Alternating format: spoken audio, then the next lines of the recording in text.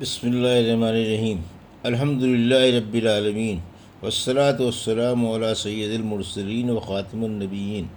اما بعد۔ صحیح بخاری باب کتاب العلم، حدیث نمبر 97، اردو ترجمہ۔ اس بارے میں کہ مرد کا اپنی باندی اور گھر والوں کو تعلیم دینا ضروری ہے۔ ہم سے محمد بن سلام نے بیان کیا، انہوں نے کہا ہمیں محاربی نے خبر دی، وہ صالح بن حیان سے بیان کرتے ہیں۔ انہوں نے کہا عامر شعبی نے بیان کیا، کہا ان سے ابو بردہ نے اپنے باپ کے واسطے سے نقل کیا کہ رسول اللہ صلی اللہ علیہ وسلم نے فرمایا کہ 3 شخص ہیں جن کے لیے دگنا اجر ہے۔ ایک وہ جو اہل کتاب سے ہو اور اپنے نبی پر اور محمد صلی اللہ علیہ وسلم پر ایمان لائے، اور دوسرے وہ غلام جو اپنے آقا اور اللہ دونوں کا حق ادا کرے، اور تیسرے وہ آدمی جس کے پاس کوئی لونڈی ہو جس سے شباشی کرتا ہے اور اسے تربیت دے تو اچھی تربیت دے، تعلیم دے تو عمدہ تعلیم دے، پھر اسے آزاد کر کے اس سے نکاح کر لے تو اس کے لیے دگنا اجر ہے۔ پھر عامر نے صالح بن حیان سے کہا کہ ہم نے یہ حدیث تمہیں بغیر اجرت کے سنا دی ہے، ورنہ اس سے کم حدیث کے لیے مدینے تک کا سفر کیا جاتا تھا۔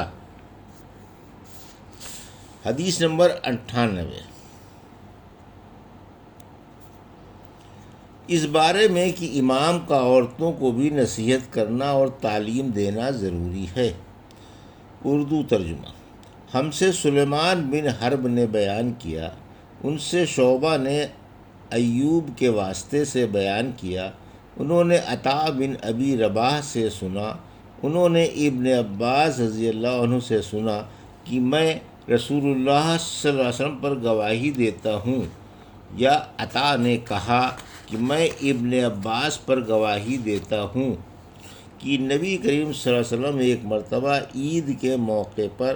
مردوں کی صفوں میں سے نکلے اور آپ کے ساتھ بلال رضی اللہ عنہ تھے۔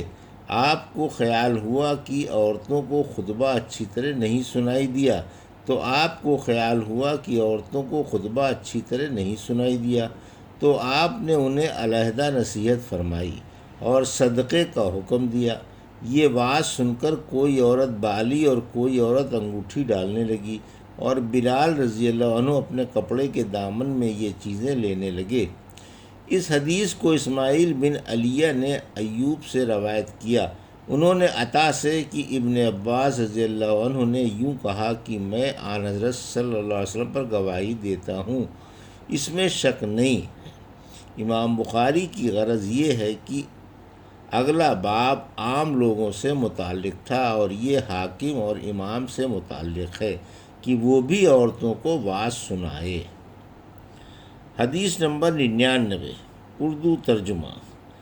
علم حدیث حاصل کرنے کی حرص کے بارے میں۔ ہم سے عبدالعزیز بن عبداللہ نے بیان کیا، انہوں نے کہا مجھ سے سلیمان نے عمرو بن ابی عمرو کے واسطے سے بیان کیا، وہ سعید بن ابی سعید ذوالمقبری کے واسطے سے بیان کرتے ہیں، وہ حضرت ابو ہریرہ رضی اللہ عنہ سے روایت کرتے ہیں کہ انہوں نے عرض کیا یا رسول اللہ، قیامت کے دن آپ کی شفاعت سے سب سے زیادہ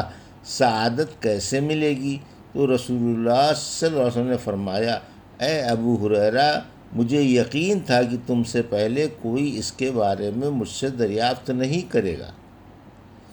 کیونکہ میں نے حدیث کے متعلق تمہاری حرص دیکھ لی تھی۔ سنو، قیامت میں سب سے زیادہ فیض یاب میری شفاعت سے وہ شخص ہوگا جو سچے دل سے یا سچے جی سے لا الہ الا اللہ کہے گا۔ حدیث نمبر 100، اردو ترجمہ۔ اس بیان میں کہ علم کس طرح اٹھا لیا جائے گا، اور خلیفہ خامس حضرت عمر بن عبدالعزیز نے ابو بکر بن حزم کو لکھا کہ تمہارے پاس رسول اللہ صلی اللہ علیہ وسلم کی جتنی بھی حدیثیں ہوں ان پر نظر کرو اور انہیں لکھ لو، کیونکہ مجھے علم دین کے مٹنے اور علماء دین کے ختم ہو جانے کا اندیشہ ہے، اور رسول اللہ صلی اللہ علیہ وسلم کے سوا کسی کی حدیث قبول نہ کرو، اور لوگوں کو چاہیے کہ علم پھیلائیں اور ایک جگہ جم کر بیٹھیں تاکہ جاہل بھی جان لے، اور علم چھپانے ہی سے ضائع ہوتا ہے۔ ہم سے علاء بن عبد الجبار نے بیان کیا، انہوں نے کہا ہم سے عبدالعزیز بن مسلم نے عبداللہ بن دینار کے واسطے سے اس کو بیان کیا، یعنی عمر بن عبدالعزیز کی حدیث ذہاب العلماء تک۔ ہم سے اسماعیل بن ابی اویس نے بیان کیا، ان سے مالک نے ہشام بن عروہ سے، انہوں نے اپنے باپ سے نقل کیا، انہوں نے عبداللہ بن عمرو بن عاص رضی اللہ عنہ سے نقل کیا کہ میں نے رسول اللہ صلی اللہ علیہ وسلم سے سنا، آپ صلی اللہ علیہ وسلم فرماتے تھے کہ اللہ علم کو اس طرح نہیں اٹھا لے گا کہ اس کو بندوں سے چھین لے، بلکہ وہ پختہ کار علماء کو موت دے کر علم اٹھائے گا،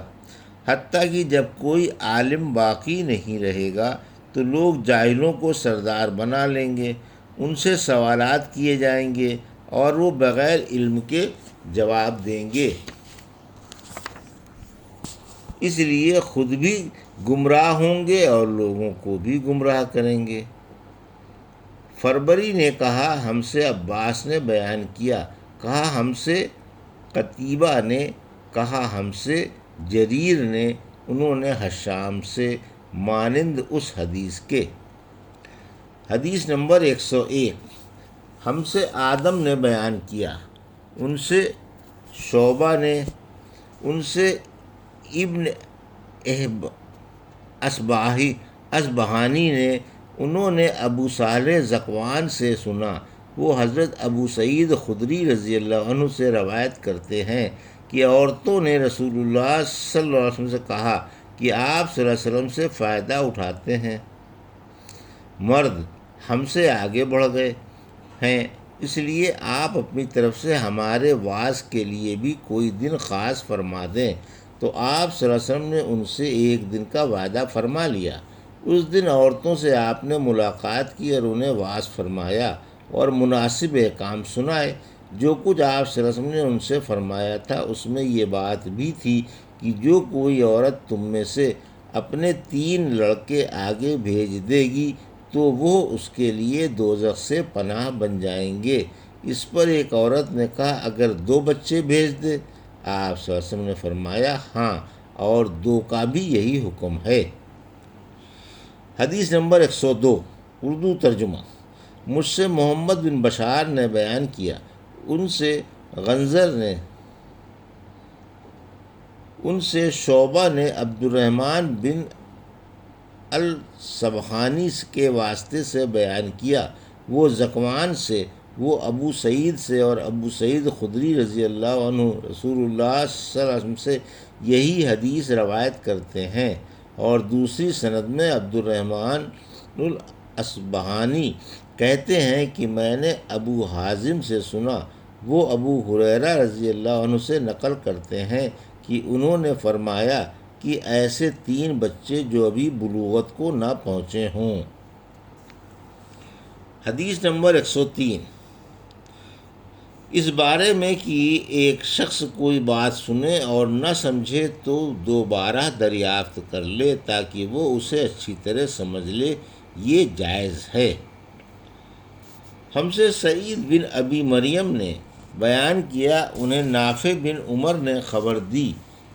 انہیں ابن ابی ملیکہ نے بتلایا کہ رسول اللہ صلی اللہ علیہ وسلم کی بیوی حضرت عائشہ رضی اللہ عنہا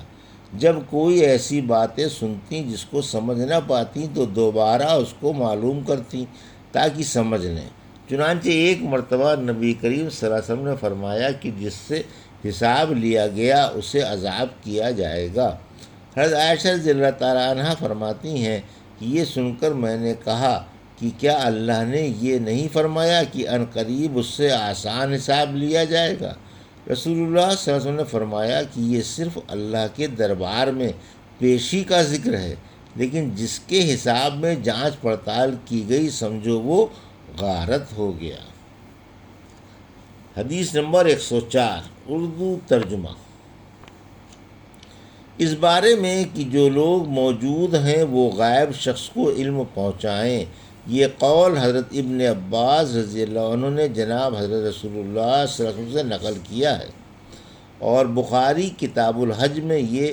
تعلیق باسناد موجود ہے۔ ہم سے عبداللہ بن یوسف نے بیان کیا، ان سے لیث نے، ان سے سعید بن ابی سعید نے، وہ ابو شریح سے روایت کرتے ہیں کہ انہوں نے عمرو بن سعید والی مدینے سے جب وہ مکے میں ابن زبیر سے لڑنے کے لیے فوجیں بھیج رہے تھے، کہا کہ اے امیر، مجھے آپ اجازت دیں تو میں وہ حدیث آپ سے بیان کر دوں جو رسول اللہ صلی اللہ علیہ وسلم نے فتح مکے کے دوسرے دن ارشاد فرمائی تھی۔ اس حدیث کو میرے دونوں کانوں نے سنا اور میرے دل نے اسے یاد رکھا ہے، اور جب رسول اللہ صلی اللہ علیہ وسلم یہ حدیث فرما رہے تھے تو میری آنکھیں آپ صلی اللہ علیہ وسلم کو دیکھ رہی تھیں۔ آپ صلی اللہ علیہ وسلم نے پہلے اللہ کی حمد و ثنا بیان کی، پھر فرمایا کہ مکے کو اللہ نے حرام کیا ہے، آدمیوں نے حرام نہیں کیا۔ تو سن لو کہ کسی شخص کے لیے جو اللہ پر اور یوم آخرت پر ایمان رکھتا ہو جائز نہیں ہے کہ مکے میں خون ریزی کرے یا اس کا کوئی پیڑ کاٹے۔ پھر اگر کوئی اللہ کے رسول صلی اللہ علیہ وسلم سے کے لڑنے کی وجہ سے اس کا جواز نکالے تو اس سے کہہ دو، اللہ نے اپنے رسول صلی اللہ علیہ وسلم کے لیے اجازت دی تھی، تمہارے لیے نہیں دی، اور مجھے بھی دن کے کچھ لمحوں کے لیے اجازت ملی تھی، آج اس کی حرمت لوٹ آئی جیسی کل تھی، اور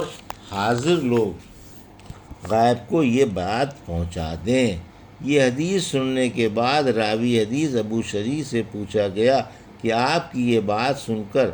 عمرو نے کیا جواب دیا؟ کہا یوں کہ اے ابو شریح، حدیث کو میں تم سے زیادہ جانتا ہوں، مگر حرم یعنی مکہ کسی خطا کار کو یا خون کر کے اور فتنہ پھیلا کر بھاگ آنے والے کو پناہ نہیں دیتا۔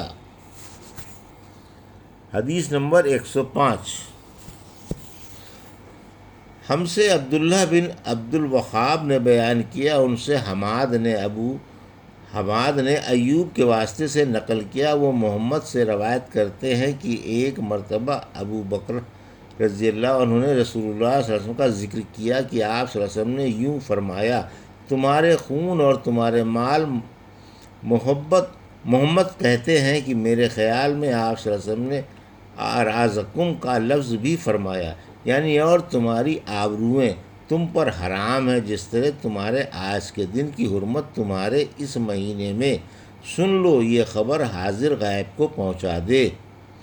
اور محمد یعنی راوی حدیث کہتے تھے کہ رسول اللہ صلی اللہ علیہ وسلم نے سچ فرمایا، پھر دوبارہ فرمایا کہ کیا میں نے اللہ کا یہ حکم تمہیں نہیں پہنچا دیا؟ یہ تھی صحیح بخاری کی